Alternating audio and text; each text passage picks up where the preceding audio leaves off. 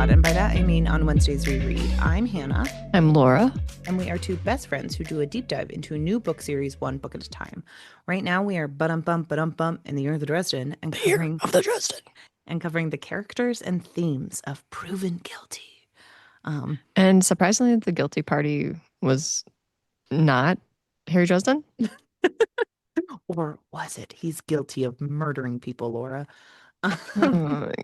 His internal guilt. Yes. But before we get into it, Laura, what are you reading, watching, and or enjoying? So, Hannah, I told you recently that I read a handful of Stephen Graham Jones's books. So, one that I'll talk about another one. I'll just do a Stephen Graham Jones book per episode because I'm reading so many. And also, this is our weekly shout out. Stephen Graham Jones, please come on the pod. We would love to have you. We think you're fantastic and we love your work. So feel free to come on the pod whenever you would like. But Night of the Mannequins by Stephen Graham Jones is a novella. And what a great novella. I really appreciate this one because it's following like this group of friends who are seemingly haunted by a mannequin, and it's got all of the things that I really appreciate about thrilling, creepy horror stories. Oh, yeah. And especially a slight spoiler, unreliable narrator. And I think that this was just incredibly well done, and I highly recommend it. I don't want to talk too much about it because I feel that I'll spoil it. I read this one as well, and I think it's so fantastic. The premise is amazing. The friend group, wow. Like, So it this was just the goes. first one of his that I read. Oh, And really? yeah, and this so I read this and I was like, I'm locked in. Like this author is fantastic. Yeah. Like absolutely. And I don't know what it is specifically about, like maybe it's just horror authors in general. I feel like do a better job of writing like internal narratives or like thoughts than other Yeah. authors do. And I mentioned this on Blue Sky and I was hoping like some other people would like chip in. I just got some likes. I was hoping to like start a dialogue in this. It did not work. But hmm it kind of was like weirdly like making me think about like how authors write thoughts and Yeah. fears. And I think that horror authors do this better because I know Sayaka Murata also does an excellent job of writing those just internalized thoughts that so many people have, just that like stream of consciousness. And I just really think that it's like an amazing skill to be able to do this.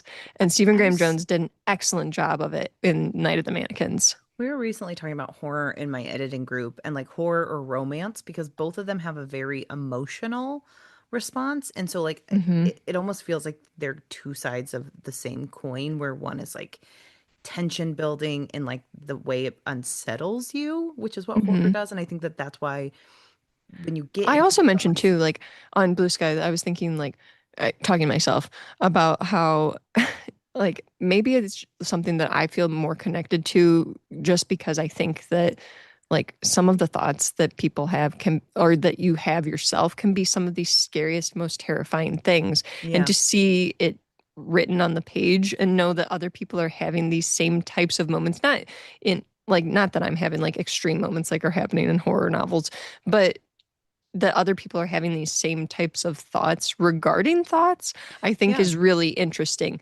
And I I just don't know that I notice a lot of other genres that are able to depict this as well. And I Well, think you are right with like romance also kind of depicting a very emotional yeah. thing.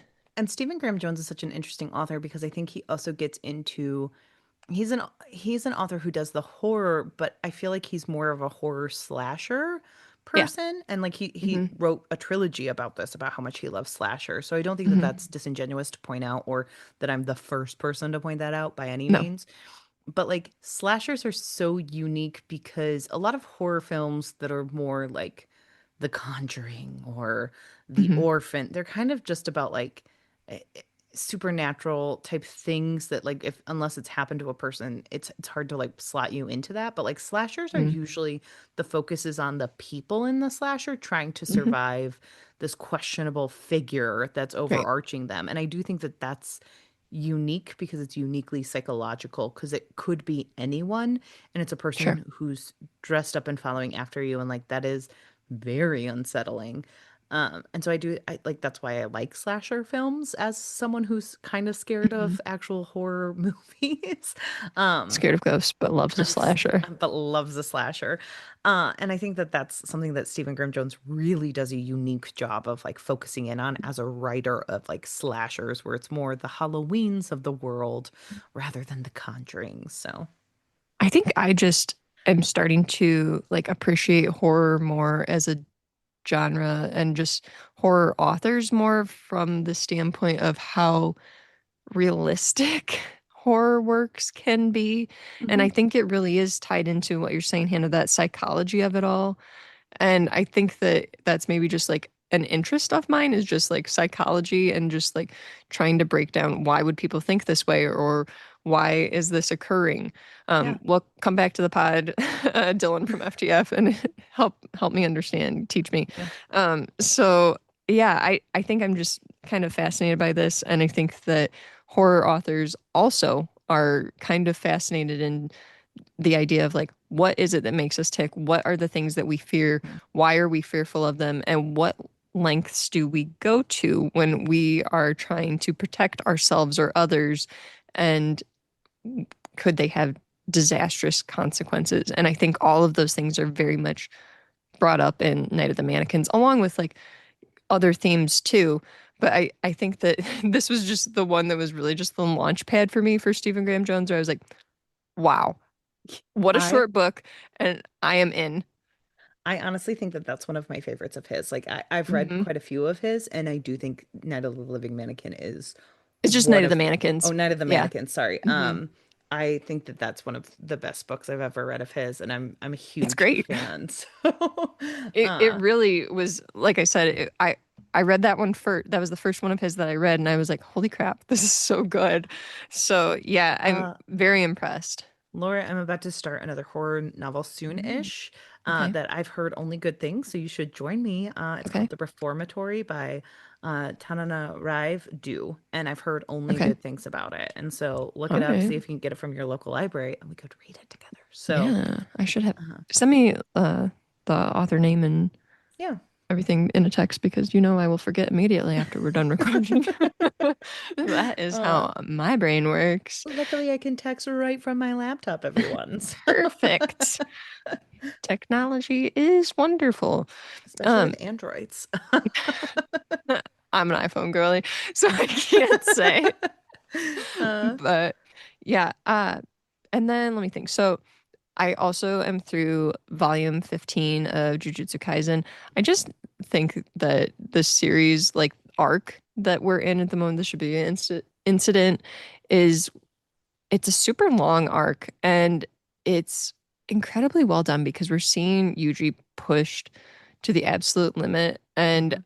I don't know if I'll ever forgive Akutami for what has happened to these characters because they did a great job of making me very endeared to all of them. And then so many things have happened. And like on the cover of Jujutsu Kaisen Volume 15, we see one of the characters like kind of twisted up in this like horrible like form. And I'm like, that's what it feels like at the end of this book Mm, when you finish it because so much is happening. And I'm just going from volume to volume in this current arc, knowing like with each volume, with each like chapter, it's getting worse. And I'm really holding on to hope that like Yuji can continue to maintain this like desire to help people and do good, which I'm hopeful that it happens, that it's not like a just give up on that because so much crap has happened to me. But right. I do like seeing a character pushed to the absolute limit and kind of questioning as a reader like where that's going to go. Yeah. So a really really good arc for this series because how many like mangas or even comics are able to like push something for multiple volumes that it's like, oh, we're still in this. Yeah, this is not Right. done yet. We're still here. I don't know of many books in general that can do this for this many books and make it very engaging. So Akutami's done a great job. And then another one I wanted to mention that I read was another book that you had read. I got it from Oh. Libby, When Among Crows by Veronica Roth. Oh, what did you think? So I guess I'm just in my like urban fantasy in Chicago era. I mean, I guess we both were because I read that not too long ago. So, um, I guess my main thought when I was reading this, well, I listened to it and Mhm. it's narrated very well, Yeah. but I think my main thought was like, Jim Butcher walked so Veronica Roth could run.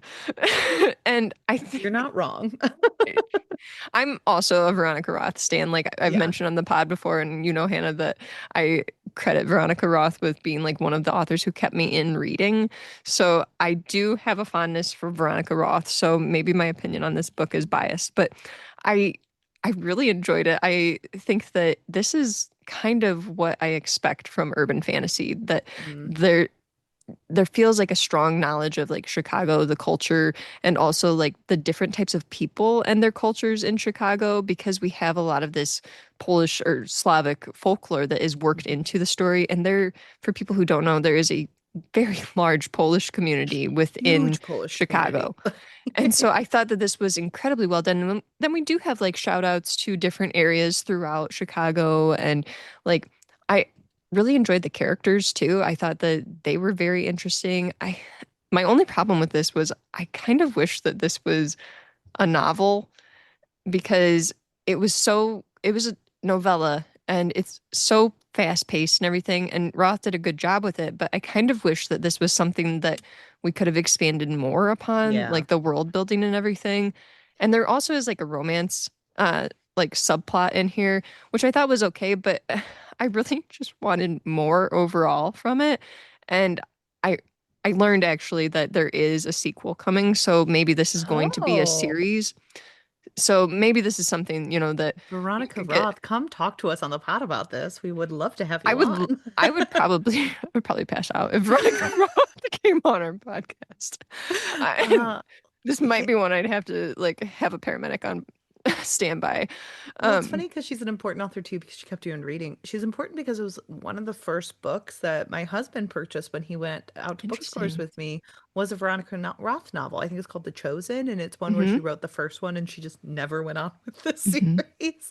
Um, but so I've read quite a few of hers, so I do think that that's fun that you have that connection to her, and she is someone who like I have fond thoughts for now. So Yeah, I really love Veronica Roth's work, so I would love to have her on.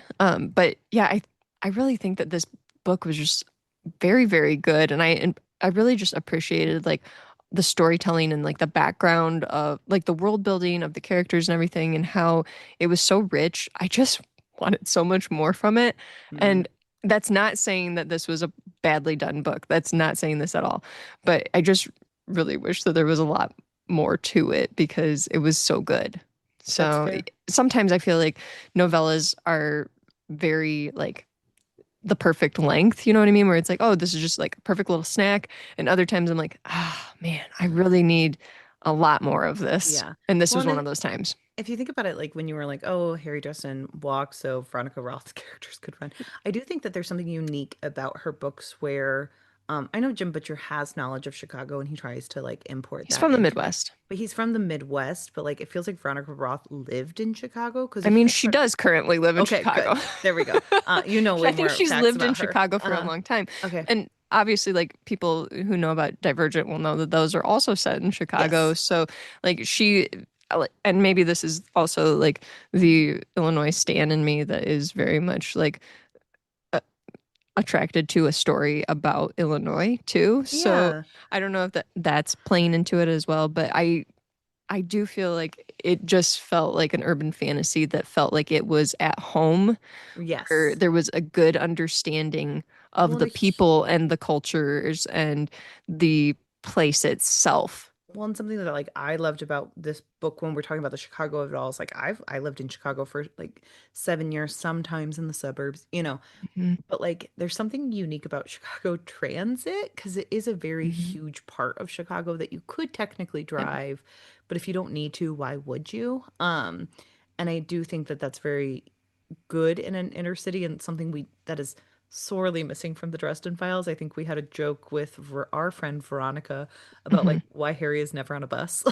Because it would crash. Because it would crash and there would be a woman on there and he couldn't deal with the horror of murdering someone because he was on a bus. Hmm. But like that Murdering is the women on something it. that is something unique to Chicago and something I definitely enjoy about Veronica Roth's novels is like Mhm. you get the actual feel of the city in ways Yeah. that like sometimes because Harry Dresden's world has to be so fantastical, like everything has to And go also more. very much focused on Harry Dresden. Like Yes. it's in Chicago, but it's not about Chicago. You know what I mean? Yeah. Where I feel like some stories you can feel the heart of the place there. I don't feel the heart of Chicago there, besides just Harry Dresden crediting himself for saving it and Right. sometimes Karen Murphy being there. So, yeah, I felt more like the heart of Chicago was kind of explored and appreciated more in Hmm. When Among Crows. And yeah, I would recommend this book highly, Yeah. especially the audiobook. It was a very good audiobook. There were Was a three good audiobook. narrators, which Yes. I think is rare, but when you're Veronica Roth, you know what? You get to pull rank and you get three narrators. And So we amazing. let you because you're Veronica Roth. Right. But yeah, I really liked it. It was really good. Oh, good. And then, just watching a lot of Taskmaster. That's so good. I finished season 5, and you know what? I loved Nish and Mark. Jeez. Aren't they? Okay, Mark is And so their good. song, Their song, what? okay, so Okay, that got 3 points, and then the other group got 2 points. What a disastrous decision, Greg Davies. Like, he's very charmed by the other group, but I like know. their song is so amazing and it's just so funny. Like I loved Mark. I'm rewatching parts of season 5. I'm a little bit slower on this one because Hmm. Bob Mortimer is my sister-in-law's favorite person, like almost of all time. So Oh, she really? loves this season because she Hmm. just finds him deeply charming. He Um, is. I mean, every single cast, I feel like, even the ones where I'm like, that one is my favorite, but I like them all. They're yeah. all so good. They do a great job But casting. poor Mark was someone who wanted to be so good and he tried so hard and he just never could make it above He was like on a the certain brink of threshold. tears at every single task. Like, and then he was the one that they were like kind of tortured with extra fun little tasks I just for know. him. And I don't think he took it as well as like Josh Whitcomb did when he had to count out a can of beans, where it was like, it's kind of funny when it happens to Yeah. him. But when it happened to Mark a Mark. few times when he was like sending all those text messages and then Greg was like, you're not going to get a single point for that. I was like, oh my gosh. And he's like, you don't know how much time I dedicated to this. He's like, this is over half the year. And I was like, oh no. Like, He's so and he's oh gosh, he was so amazing. And like he deserved 5 points for stealing Greg's pants. I I will know. die on that hill. Like that's the funniest thing I've ever seen. Yes. And there's just there's just yeah. a lot of times where I feel like Greg is very much like kind of biased towards certain contestants, and like Mhm. Bob and Sally in season 5. I think they're great too, but Greg was very much charmed by them and thought that Yes. everything that they did was fantastic. Where it was like sometimes Mark would do better than them, in my opinion. And I don't know. And Nish, I will agree, was not always very good at the tasks, but he is just such a fun and like charming person. Jovial person. Like Yeah. he knows that sometimes he's going to be the butt of the joke and he does not care. Hmm. And that's great. So, Yeah, and I kind of appreciated his like being terrible at all of the tasks and just like kind of being like, "Yes, I broke 100 in the final. Wow!" kind of thing, or just being like, "Of course I'm last. I know." And yeah, he was very much okay with it. Where I feel like previous contestants have been a little less okay with it. You know what I mean? And right. I think that he was a very good like loser, if that makes sense. Right. And that's the best type of attitude to have in these types of competitions. I just really appreciated his attitude, I guess. But their song was so good. It was so that Hmm. was the highlight of the whole season. I didn't Oh even yeah. expect it to happen. It was so good. It was fantastic. And then when he only gave them 3 points, I was ready to fly to London myself. Laura demands satisfaction. Greg Davis, do you remember several years ago when this happened? But honestly, like the funniest part of that was Mark being devastated that the woman had no reaction. Yeah, she Like just we're sat like there and the he's like entire time, she like sat there like plain expression. stone faced. Well, Um what was it the other group said to her? Like Bob, like said fuck you. she's an Like effing this nightmare. yeah, Rosalind's a fucking nightmare. Yeah, that's what Like and Bob just like sings that to her, and Greg did say like it takes a lot of guts to sing that straight to a woman's face, and I was like, that's fair. But but like man, I yeah. did not think their song was near as good as Nish and Mark's. And it was Yeah. just, I think, so unexpected, honestly, for how good the two of them were when they had kind of a disastrous time and other Yes. tasks together. So it was Everyone just was shocked by that development that both of them knew how to that they do could music. sing and that they could play instruments. And I think, yeah, Always it was, and it imagining was do such a cool cute stuff song too. is never Good enough. enough. I was like, oh, I I loved it. Like But you were that's watching The Hangover Part 3. I need that to be my ringtone. So yeah, I thought that was great. But yeah. And then another thing I just have been enjoying recently is just like going to garage sales. I picked up a lot of fun stuff at garage sales. I've got lots of things I'm going to be diving into now, Hannah. Mm. Star Trek books. Woohoo! I I can't wait got to hear all about them. tons of Star Trek books. Like, okay, you and I have talked about how we miss the mass market paperback. Hmm. And when I saw all of these mass market Star Trek paperbacks, I was like, I need them immediately. That is a beautiful image of a dinosaur behind Spock and Captain Kirk. Captain Kirk, Oh, amazing. Star Trek First beautiful. Frontier. And it's these beautiful faces and a perfect Do mass you ever market size see paperback. someone and you're like, I'm shocked to know that in a past life, like I knew technically you probably were a very attractive man, but then you see them like de-aged and you're like, oh, you were very handsome. Like I Who feel that Captain way Kirk about, is that? yeah, William Shatner, where it's like knowing him in his older age, it's like, ew, but then you see him back then and you're like, I kind And of do you ever do have that get moment the like sometimes where you're attractiveness. like, I don't want you to be attractive because I don't necessarily like you. And Yes, I just like am kind of not you. You yes, shouldn't have been attractive. you should. And you know what? He You can't shouldn't have been attractive. what is Like, it that people have been saying lately where it's like some people are just God's favorite or yeah, like, and that's someone was recently, I was recently on a TikTok where they were talking about attractive people when they talk about like their dating lives and how they would meet people, Mhm. where they're like, yeah, someone will just be like, oh, like I would go to a store where men, like I liked the clothing and just wait to like talk to a man. And it's like, you're a What? very pretty person. That sounds insane. Like, and someone was like, I would get the cops called on me. Could you imagine? I can't Just imagine that because I have extreme social anxiety where I have a hard time going to Walmart. right, I So know. like I couldn't Like, do that. So but that also does sound very strange to me. yeah, I know it's so random, but I also like I always only dated online, like except for like law school where I had a law school boyfriend, but Hmm. like I never didn't date online. So even like I remember you once told me, and you can cut this out if it gets too personal, but like you told me that like you asked someone to like introduce you to your future husband, and I was like, that's a Hmm. wild thought for me. Uh, That's how it happened. yep. Yeah.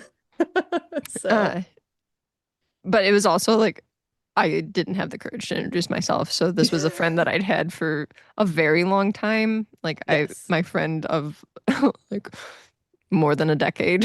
So yeah, we knew each other for a really long time. It was not like I just randomly asked, like, "Hey, I saw you talking to that guy over there. Could you introduce me?" No, Right. No. I'm not that brave, people.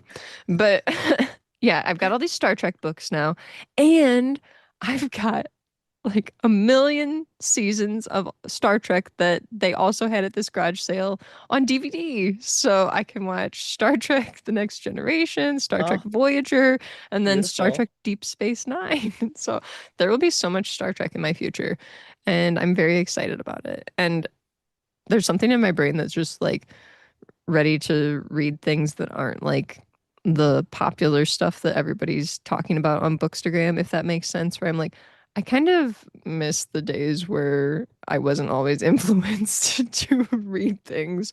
And so this is my attempt to just read things that I looked at and was like, I really want to read these. These look fun. And I'll be reading a lot of mass market paperback Star Trek in the future. And then Beautiful. finally, Hannah, I'll stop talking after I mention this, but I went to a friend's house last night and we played Villainous and this Mm. Disney Villainous because I have Disney Villainous and Star Wars Villainous.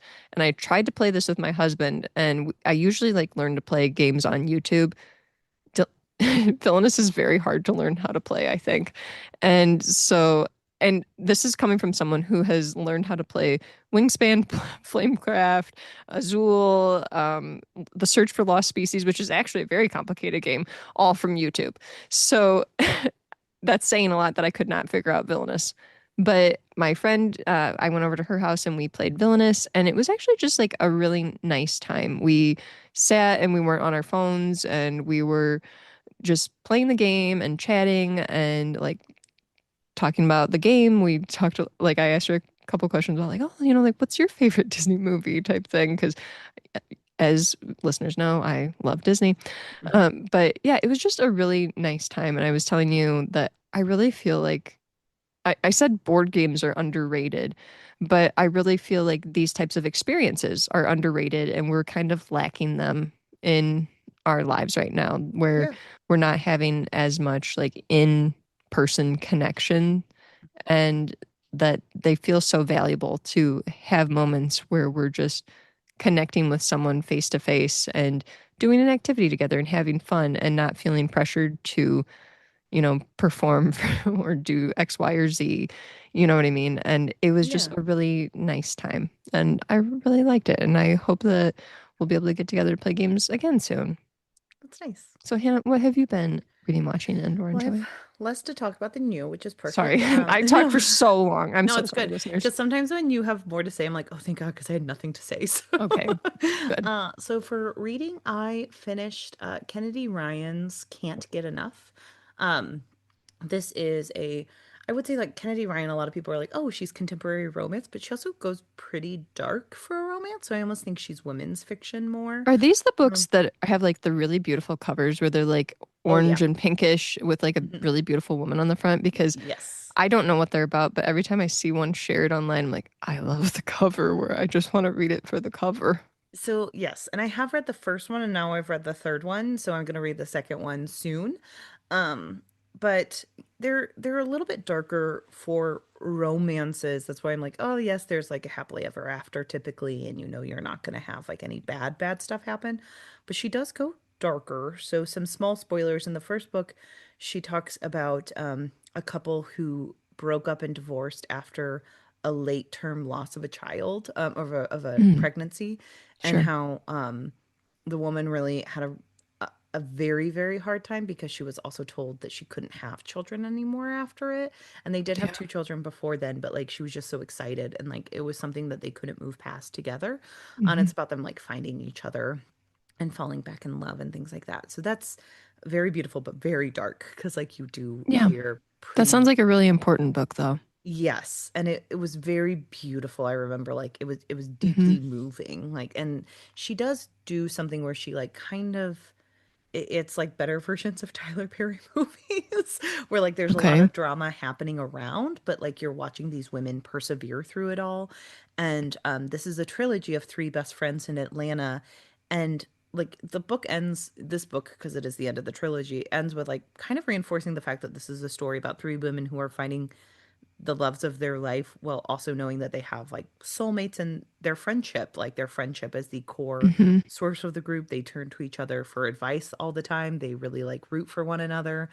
And there's very little conflict between the three women. And I actually think that that's nice to read. Sure. Because a lot of times, like women, like you can always have different times in your life where you're closer with your friends or like further Mm-hmm. away. But like if you really do support each other, there's a less likelihood that you're going to fight a ton. And I think like Right. sometimes there's always like weird friendship breakups I in also some like things. I hate to say this, but I do think that society has done a bad job of allowing women to have friendships Yes. and often tries to pit women against each other and make us think that we need to be in competition with each other.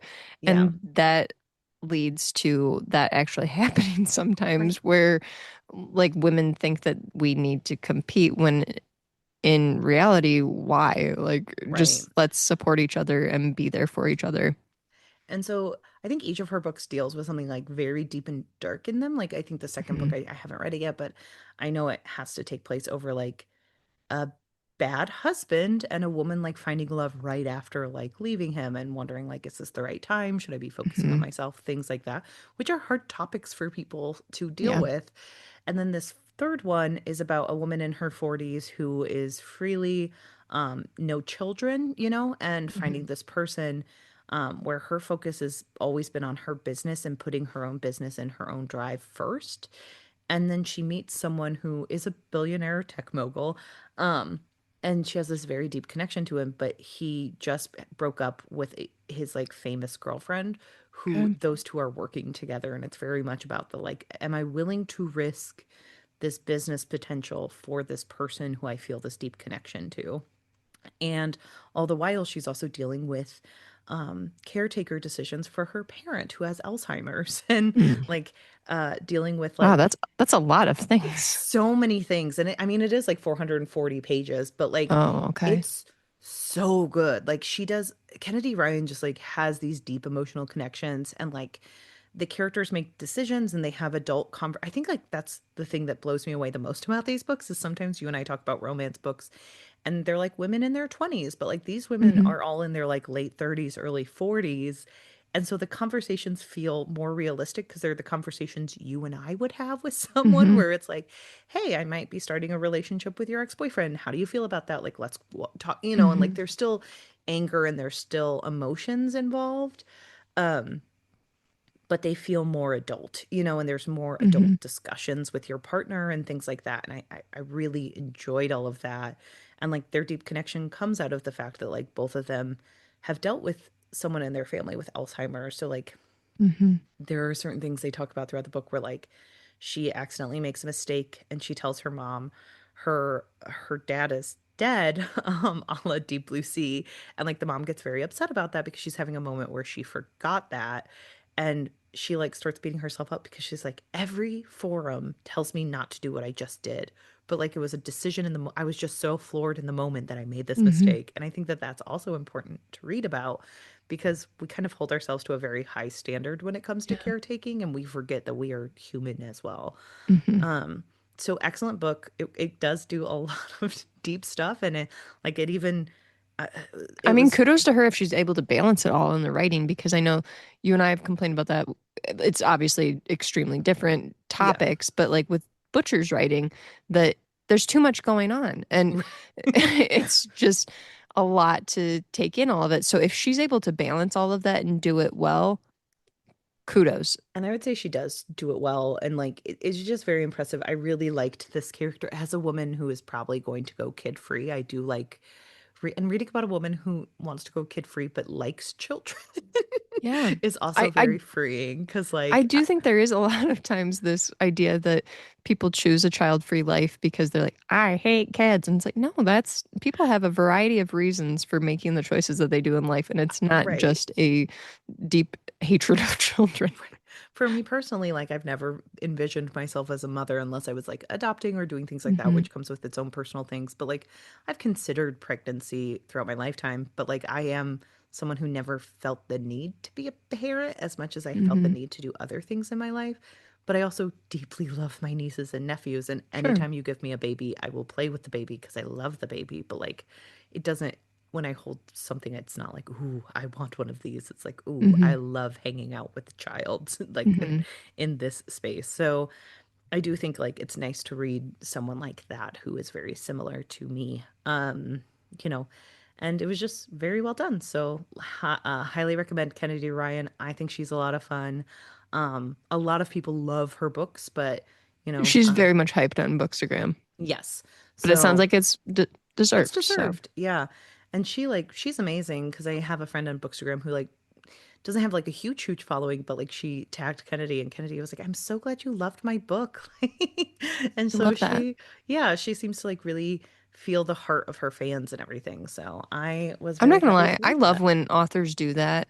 Like you don't have to like follow somebody and constantly like be engaging with their stuff, but every now and then to if you get a tag in something that's positive and you like either like it or respond back, I think that's huge. Exactly. So yeah, it was really good. And then for watching, I had my husband watch Martin Scorsese's The Departed because he had never watched it. I've And never watched it. Um, it's a wild movie to rewatch. I think I've only watched it 2 times, but it's one that I've heard like a million movie podcasts talk about and how like amazing Hmm. it is. That movie is wild. Like it's very jarring. It cuts scenes really quickly. The timelines like overlap in weird ways. It seems like there's just so much thrown into it Hmm. with like a bunch of men screaming in Boston accents. So The best. but Who like doesn't people love that? and I turned it on because like, oh, you've never seen this. Like, it's kind of a dude bro movie. So like, Say we can hello to your just mother for me. yeah. Well, like a huge line from it, and they like It's a bring it up in terrible How I Met accent. Your Mother is the like, I am not a co-op. I'm not a co-op. Those types of Hmm. things. But I would say that like Leonardo DiCaprio has to throw on a pretty thick Boston accent that like comes and goes. Yeah. Not Because shocked. like, but everyone else, you have Matt Damon, is he in Matt it? Ben Damon. Affleck? No, I'm trying Ben to think of Affleck isn't in there, but who are the big Boston people. Alec Baldwin's Okay. in it. Mhm. The what's his face? Oh, that very Mark Wahlberg is Mark in it. Wahlberg. Oh yeah, say Yeah, hello to your and mother so for me. yeah, That exactly. was the SNL skit. Very Boston. And then oh gosh, what's his name? Who was President Bartlett in West Wing? He's the other like wild one where it's like, what are you doing here? Um, but I don't know Stacked that one. Cast, very weird movie, very jarring. I know it's like beloved, but it is still one of those movies where I'm like, wow, Martin Scorsese gets like a lot of hype. Yeah. Uh, because some of it just, it took like 20 minutes to have the name of the movie pop up. Seriously. Yeah. Um, and it's like 2.5 hours long. It's a long movie. I don't know why, Um, but I feel like there's some of these directors that are like, I am creative. right? So I will do something Well, in creative. And it's the like, end, when is this movie going to start? the end scene is like a rat walking across like a parapet or something. And I was like, Martin Scorsese said he really regrets that segment because it's a little too on the nose. And my husband goes, he's right. But I haven't been really watching that much. I feel like I've been kind of in a media like overload, which is why I started rewatching Taskmaster because I was like, oh, Mhm. Laura's rewatching. I enjoy this so much. It's my But first watch. I'm not I rewatching. know. I'm rewatching those, so it's been It's fun. fun. But we did. You also we keep inspiring each other because you've been reading the books I've read. But you told me you were playing board games with a friend last night, and I asked my Mhm. husband if he wanted to play a board game. Oh, what did you play? We played Splendor. It's a movie, or Okay. it's a game that my family Splendor members have. Duel.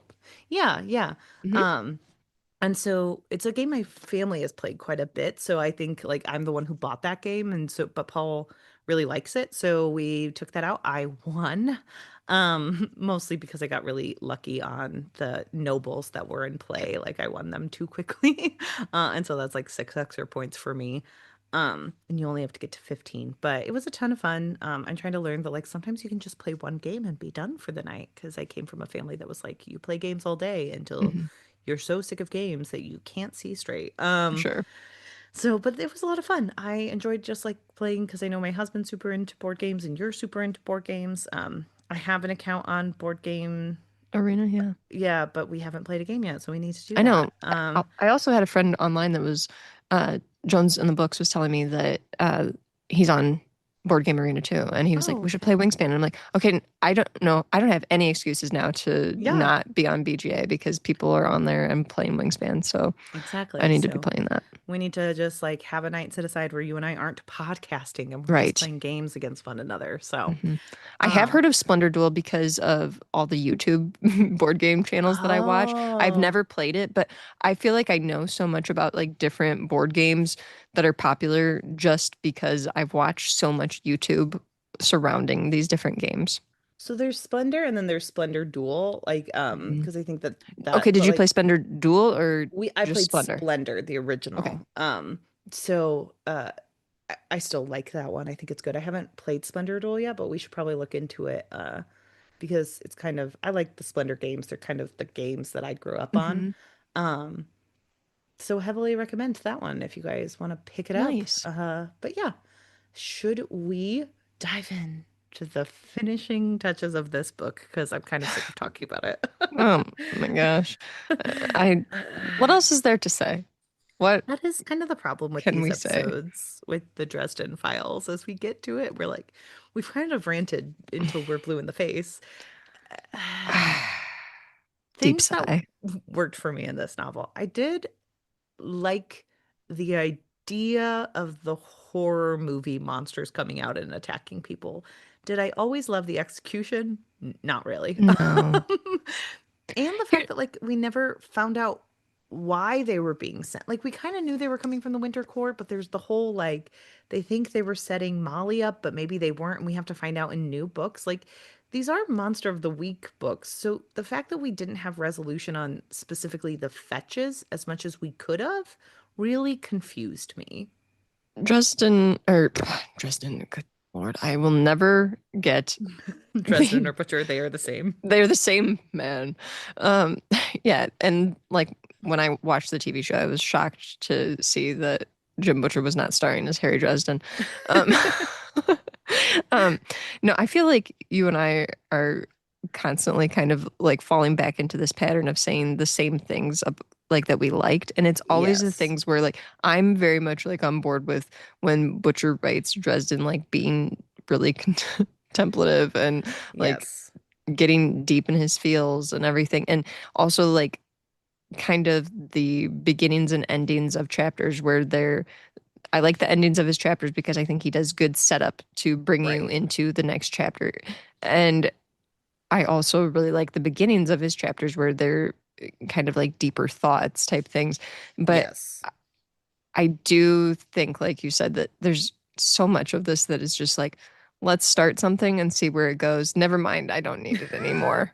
Never mind, this doesn't And actually serve me. So I guess we're not doing it anymore. Like, actually, I decided I don't care about it. 75% into the book. And so then we never have any resolution. yeah. It's And kind of that's like when Andy Bernard is trying to sing when he's on a sales call with Pam and she cuts him off and he's like, I gotta finish it. It's like a sneeze. I gotta finish it. It's like a sneeze. Well, and that's kind of the confusing part of this, because if we think about these as Monster of the Weeks, the Monster of the Week was the horror people and technically Molly. And like those are, Mhm. so kind of the White Council. So those are the two main antagonists of this book. And then we have this Cold War vampire, which, like, thank you to the person on TikTok who I said, like, the Red Court War is kind of like the Cold War. And he said, well, it does involve the Reds because that did tickle me. Um, but like, we brought it up, and like people on TikTok were commenting on this where they're like, well, the Red Court vampire war with the White Council is never really something Harry gets involved with that much in these books. And I'm like, but why But wouldn't why he even be? bring it up? He literally started the war. You would think as a warden he would be an active participant, And you but know what? he He feels kind of so is just guilty about so many other things. Apparently not but that. like and that is something like he does not feel guilty about the Red Court starting this war with the White Council. Ugh. There are hundreds of White Council people dead at this point. And it's just really weird that like he is not actively involved in this other than like talking about rousing speeches of how we can't give up on these kids. Like it makes very little sense. Like, The more when you say stuff like that, he just sounds so ridiculous that I'm just like, what a ridiculous man. Oh my And that's just gosh. I don't know. Yeah, it's very confusing that he's not more involved with the Red Court Vampire War Hmm. because like he kind of because he fought that one guy at Wrigley Field. Then it was like And then Chicago's he kind just of neutral. disappeared. Right. And it's like Chicago's kind of neutral territory, so it doesn't get involved. So like then Harry doesn't have to be that makes no sense. Like he's directly involved. So it's just so weird that they're like, oh no, the Red Court vampires are just hanging out in the Never Never, like popping up and killing White Council. Like what? I think this is also why I mentioned earlier, like, I think that the urban fantasy of Roths works so much better in terms of like the community aspect of Chicago, because, like you said, everything revolves around Harry Dresden, where it's like Yes. he's the linchpin in everything. You take him out, there is no Red Court Nothing. White Council war. Like, it's done. And maybe we're falling back on the time old trope of Morgan was right all along. Laura loves a Don Morgan was right. Yeah, and Morgan is such a weird character because now he's kind of like a good guy question mark, but he's a beleaguered cop Okay, who you can know fly what? off the handle at I'm any gonna fall moment. back on this that we mentioned before, where I was just mad about this comment that Dresden makes, where he's like, you know what? I respect him. He's a beleaguered guy and he's making a lot of bad choices, but I respect him. I just really respect all there is about him. Get And I'm like, behind that what? guy. Are you serious? How Well, how did we get here, Harry? Why do you respect him so much now? Give me reasons. well, and like I'm trying to think, what were the TV shows in 2010? Uh, How I Met Your or Mother. 2007 or 2008 when this book came out. 2008 How is I Met probably Your Mother. like I guess The like Office. you have Breaking Bad, you have Sons of Anarchy, you have Fringe, you have Leverage, you have like The Mentalist. Yeah, I guess it's it makes sense historically why he's writing it the way he's writing it, with like where we were at with TV, where things kind of had an overarching evil cabal that you really didn't get involved with until a season finale. They were just like randomly popping up in episodes. But Is are it's you getting at the respect with Morgan thing? well, and okay, and so sorry, and with the early Oh, okay. 2000, sorry, like I'm jumping around, but also it does relate where Okay. like early 2007s, 2008, 2009, there was always a weird antagonist who was a quote unquote good guy. He just did things a different way than the main Hmm. character, so he had to be almost villainous without any villainy. And I think that's who Morgan is supposed to be. It's Yeah, just I could buy that. we have seen him actively try to murder Harry. And I just feel like it's one of those things where I'm not sure how to handle the switch in how we're perceiving this character. You know what I mean? Because he's done that with a couple other characters where, like, he talks about them for so long that they're a certain way. Like, even with Karen, that it's hard Mhm, for me to handle this switch to her being a potential love interest now, because I've been so used to her just being an aunt-like figure. mhm. And Well, she had the short now, hair. How can she be sexually attractive? yeah, like, how dare she?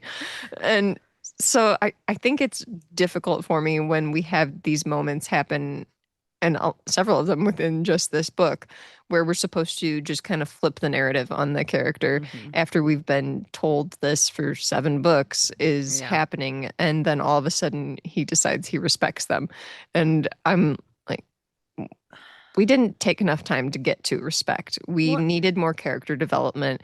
And I get it that that's probably just like a throwaway comment that people are going to be listening to this thinking, okay, you're looking too deeply into this, but it just that's our is job. bothersome. That's what we do as a podcast. If we're doing a These books deep are not dive. meant to be taken Uh, as seriously as we're taking them. but like I was recently watching a TikTok of someone, he's called like Beehive or something. I forget his name, but he was talking about the fact that like he doesn't like enemies to lovers a lot of time in media because he's Catholic. And it was like because a lot of times evil characters or like villainous characters in books or TV shows do awful things And then when it comes to enemies to lovers, they have very little penance for all of the harm they caused. It's all of a sudden like a switch is flipped, and they're just Hmm. like, well, they're good now, so we forgive them all their wrongdoings because they're a good person at the end of the day. Hmm. And I do think that Morgan is kind of getting that treatment weirdly, where he still has like the Interesting, though, antagonist. that that's Yeah. the situation in a book that seems to have some pretty deep Catholic themes because Yeah. I feel like there's one point in this book where all of a sudden it's just very much like Catholicism. Well, and that's the thing is And like I'm like, okay, Morgan gets he gets forgiven all of his bad things. Like in the yes. last book, we found out that he was speaking out of turn about stuff, that he tries to kill Harry in a moment of like, Hmm. I thought I was doing the right thing. But all of those things don't forgive you all of the harm you've caused. And he just And seems to Harry not is have to not answer willing for to even forgive anything. himself. He holds himself Yeah. to such a high standard that it's so interesting for him to, like let Morgan off the hook so easily. Interesting. I Yeah. don't know. And I also like I maybe agree with that TikTok creator a lot where it's like, yeah, I'm not someone that kind of like thinks that, you just okay, well, you're off the hook. Like I do think, people maybe need to have to show up for and own up to their mistakes and Right. It bad feel things that they've done. But it feels like Morgan does not. So that except is Morgan, confusing. because Yeah. Harry respects that guy. And I I do think though there's just like I don't know if I can consider these inconsistencies in the writing or not, but just like the characters, like the way that Dresden sees them changes too quickly for me or yes. something.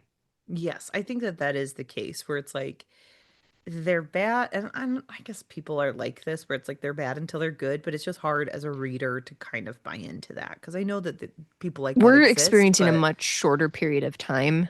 You know what I yes, mean? And I think when we're going from book to book to book, it's trickier to get on board with this change in perception when we don't have like because you're saying like I get that happens in real life, but it usually doesn't happen within like a month. Like it takes a 405 pages. it doesn't yeah, the 2 weeks that it took us to read this, it doesn't like it doesn't happen that fast. It takes people a lot longer to build up relationships from the rubble. So Yes. I don't know. I Yeah, it's just struggle with very that a lot. I struggle with it too. And I think that that's where we have a lot of this is like we're getting Harry's POV with this.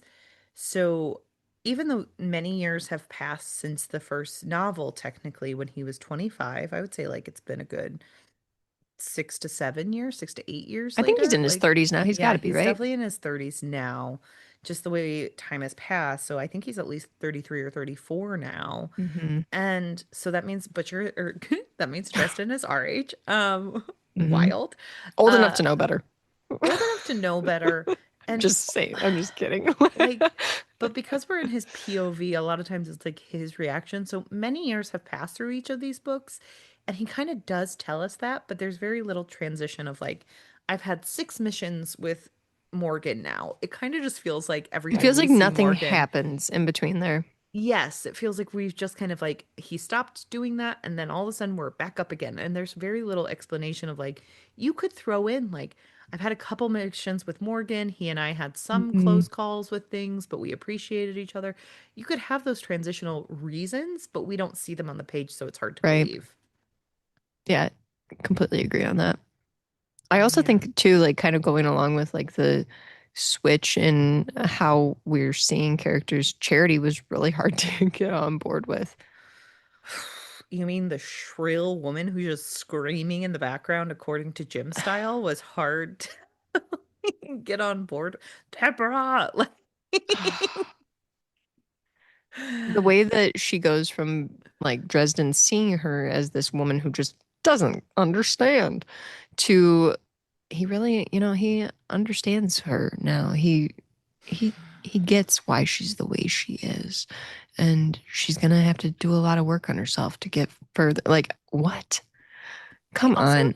hate that it couldn't just be she dislikes Dresden because she puts because he has these like horrible things that happen to him that her husband technically doesn't have to be on board with, but is Mm-hmm. like that's actually a pretty good motivating reason to dislike someone, Mm-hmm. except you're not blaming your absent husband the way you should Right. be. But it It's suddenly because she hates becomes this, herself. it's yeah, it's an internal, I hated myself, so I hated you. I don't know if I can trust you because you're doing like her emotional reactions are so off the chart when they come up that it's just like what's happening? Like punching Mm-hmm. Harry when her daughter's coming out and being like, I forgot my bag, and not being like, what's happening right now? Like you need to get dressed, you need to Mm-hmm. get out of here. She just has these strong emotional reactions that come out of nowhere. But then we, as the reader, are told time and time again that she's got a good head on her shoulders, that she's first and foremost a mom. Like it just, Yeah. I don't like Charity as a character No. because she's kind of awful without any reinforcement as to like why we I think should you and I root for both, that. though, like, kind of are riding that same line, though, of like disliking this character quite a bit and also thinking like she's horribly mistreated because like her Yeah. husband and Harry are terrible to her quite a bit. And then to go from like the shift that we do from the beginning of the book where there's definitely an antagonistic relationship towards the end of the book where Dresden's kind of just like, well, now we're cool with each other, but I They're feel some pity not. for her. And I'm like, "Blah." Well, and her husband is awful. Like I Where the heck is he all the hate time? I get that Off he has a being a hero. higher I get that he has a higher calling. I so strongly dislike the conversation of your runaway 17-year-old daughter comes home and your answer to it is you and your mom need to figure this out together. You and your wife are a team. You have 5 children. You are an active parent as well. Even if you have to He is travel not a an lot, active parent. like I know, but like that's the problem. Like, and this is me just coming from like deeply like, how dare you? Because my dad like worked a swing shift his entire life. And like that has its own complications because like you Mhm. could technically argue that he wasn't there for various points during my childhood, but he was very present in the fact that like he knew what was going on. If my mom had conflict with one of us, he was reinforcing that she was the boss and we needed to do what she said. Like Michael has the least respect for his wife that I've ever seen in this book, and it's awful. It's mind blowing that he's still like kind of considered a hero through all of this. Like it made me so frustrated reading about all the things happening with his family. Like his family's in pretty intense danger Hmm. and they're hiding in But a random God like sent him away, Laura, so it's yeah, okay. but he suddenly appears at the end and he's, dropping bits of wisdom and I'm like, I can't take you seriously because you're gone and letting your wife and all of your pile of children be taken care of by Father Forthill. You let a 33-year-old man take your runaway daughter back to his house for a shower because you trusted him to bring her back home. That's weird. You could she That's well, we're gonna have to get into all of the the weirdness Molly with of it. Like, Molly and Dresden because I don't like any of that. you know what I don't like the most about this? The discussion of I'm just like the discussion that we should believe Dresden is a good guy because he won't fuck a 17-year-old. I'm so Okay, here's sorry. the That is thing. the He's bare not a good minimum. guy because he's so many times having icky thoughts about her and And he's her letting her get piercings and how her disrobed. shirts look and how she looks in a towel and all this stuff. Like, he's absolutely not a good guy. He's No. not. And just because he's not doing the thing doesn't mean he's some kind of hero. He's not. I'm No. and like this was early 2007. Like that girl looked like a 17-year-old. Like Mm-hmm. this is something that like I've noticed as I've become an adult when you like look back at children in their 17 through 21 era, you know they look young. They Yeah. don't look grown like everyone said they did. Like that's Yep. ridiculous. And so she is a 17-year-old who probably looks like a 17-year-old. Mm-hmm. He talks about how she will grow up to look like Charity, who is Harry's age. So Mm-hmm. like at some point in time you're not a good guy because you won't have sex with a child. Like that is the Yep. bare minimum request. You could also stop her from humiliating herself before she gets naked in front of you.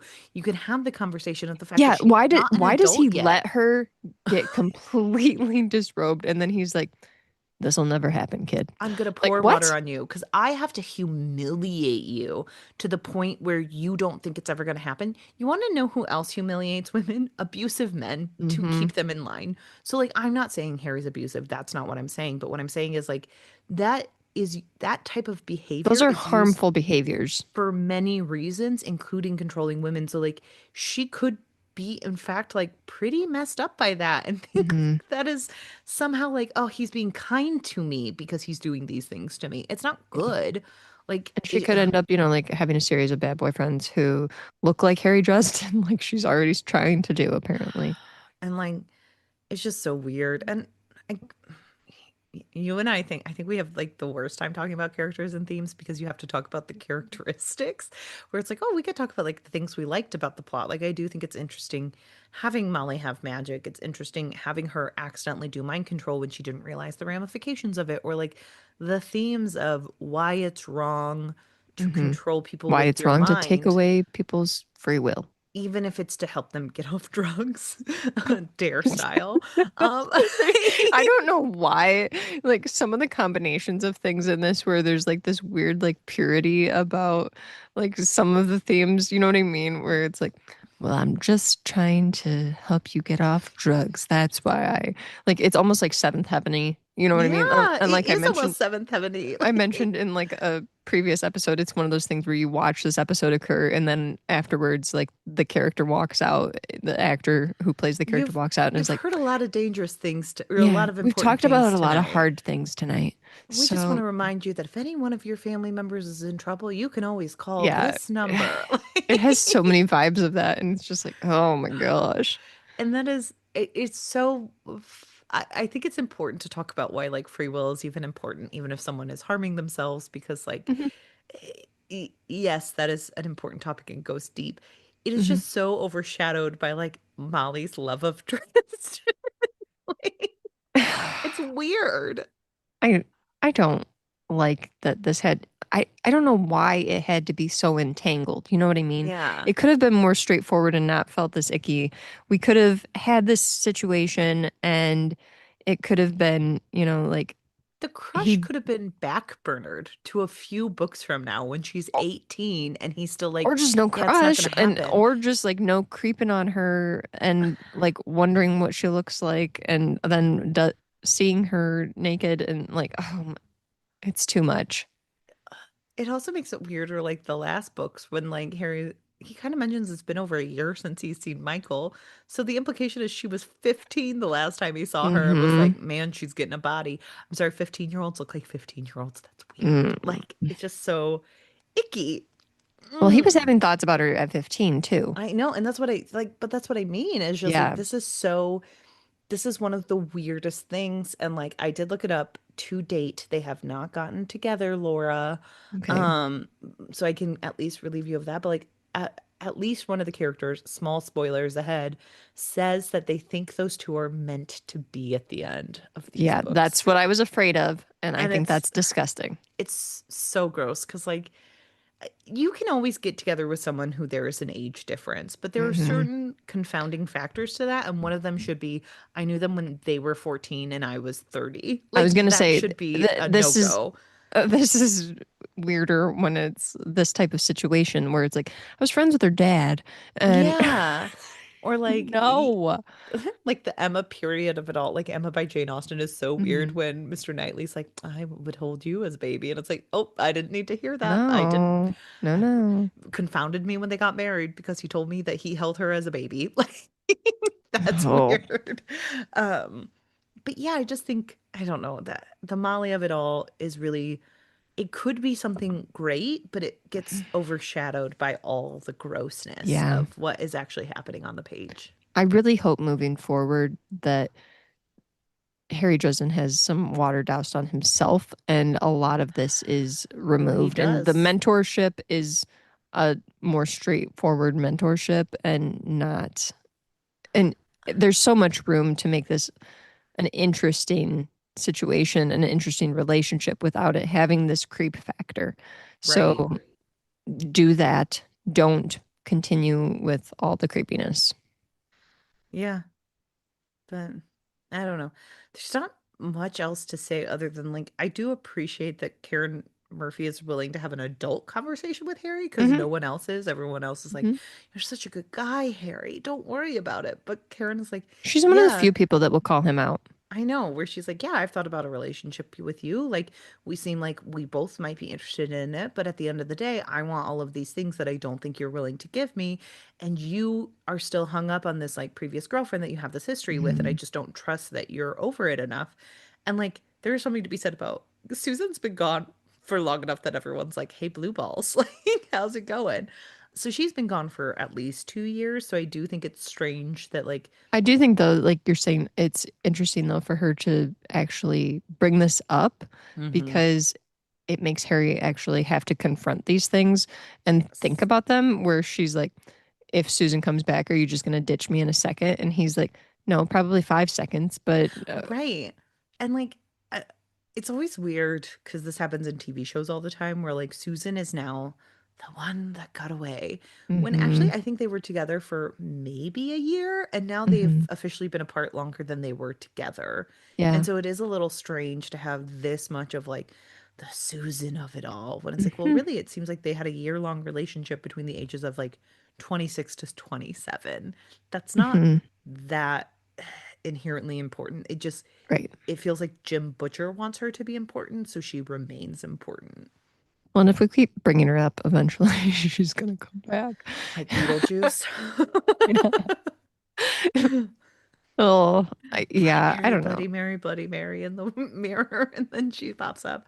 And But honestly, I feel like I didn't appreciate that Karen is demoted yeah, at one point in this too. Like we've got all this talk about like how great she is at her career and all this blah blah blah blah.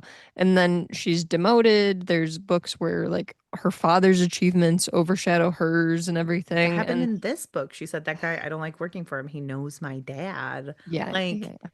yeah, I just don't like that a lot of things seem to be kind of taken away from Karen, even though she's quote unquote so effective. I don't know why certain moves had have to be made with her un- because we unless as I'm women must suffer, Laura. yeah, unless I'm just like that dumb and something really is like happening in the plot, I guess that we're gonna find out about. But I'm doubting it. I feel like it's just, she can't be as good because Harry's the No best and one fights like Harry, does magic like ugh, Harry, uses yeah. blaster and fuegos a lot like Harry. Like it's just, yeah, you can't do now.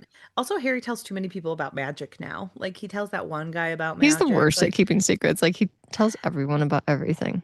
well, and that's the whole thing is like it took us like what 4 books for him to be like, Karen, like when I talk about magic, it's real. And she was Hmm. like, I thought you were just kind of like ESP type person or whatever. And now here it's just like with everyone, it's like, look, there's a magical world called the Never Never. What's happening?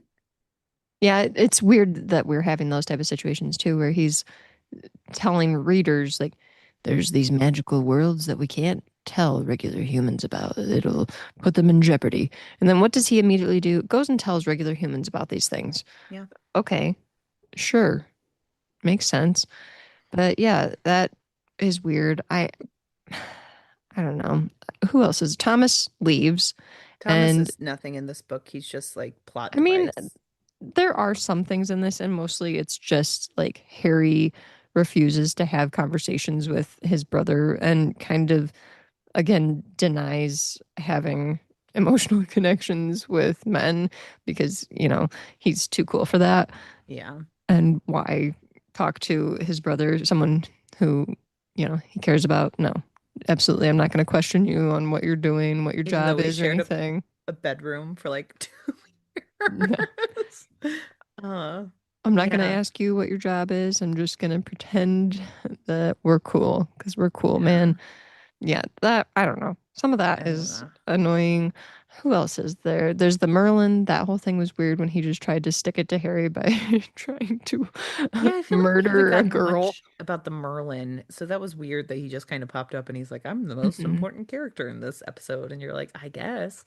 Um, And then we have Ebenezer McCoy returns, Joe returns. Who else returns out of that the group? healing power of fatherhood with Ebenezer McCoy. Where it's like, Uh, oh, to a place with cute waitresses. Ebenezer, and actually, we get to forgive him everything because he lied about everything. Hmm. Yeah, It's just, this it's is the so book where strange. it's all about forgiveness. There is a lot of like questioning of religion and God in this, though, too. Yeah, I think that I don't know if these are always just like Michael book things because I've noticed them mostly in the Michael books, but it seemed it's pretty heavy in this one. it's strange because like Butcher doesn't want to say that these are like books where Christianity is the one truth. Like he's always quick to Hmm. be like, no, there's lots of different truths. There's fae, there are gods, there's Hmm. whatever you want to be.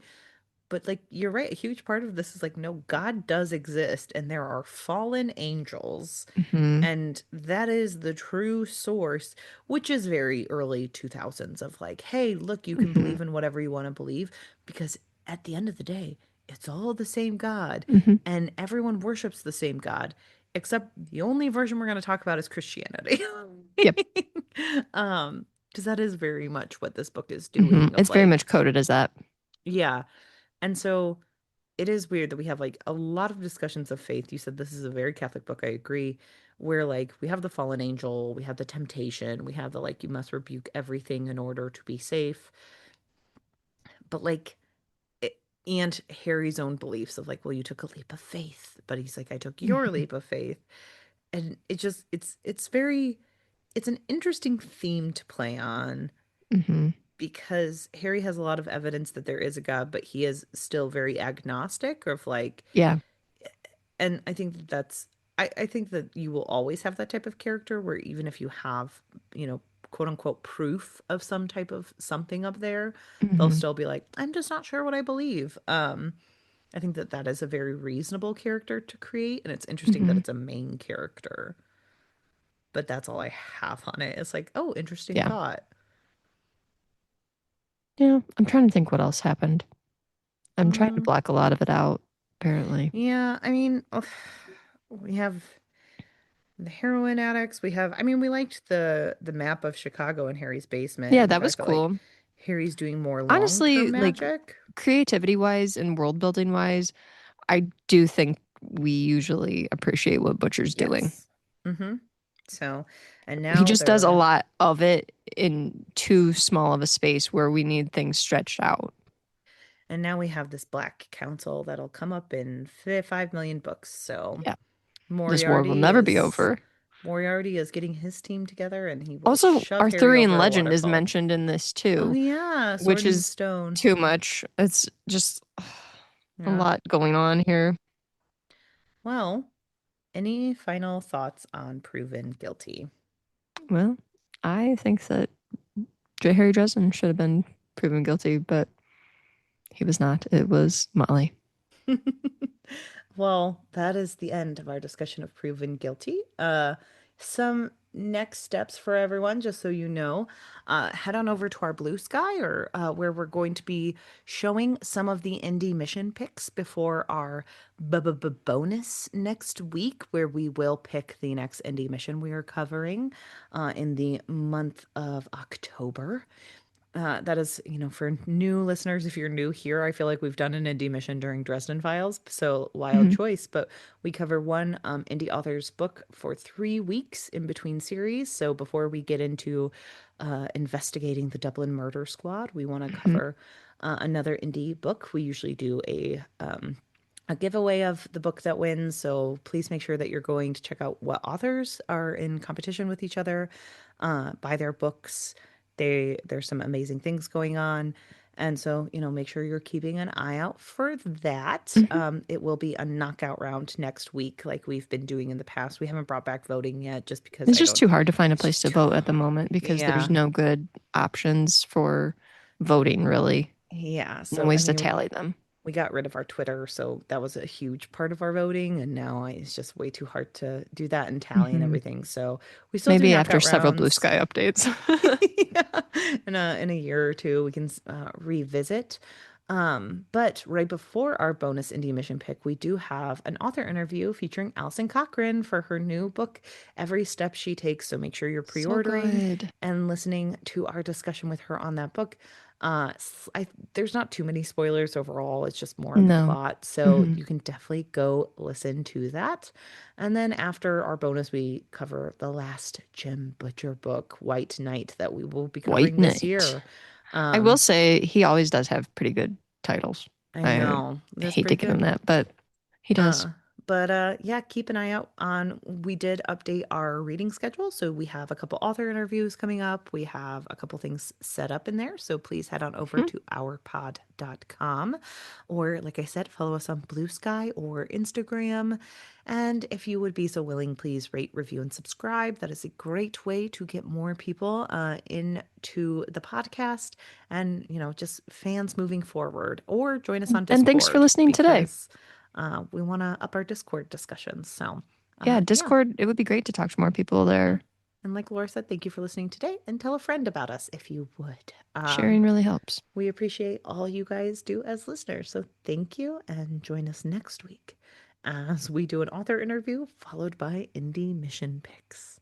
Bye. Bye.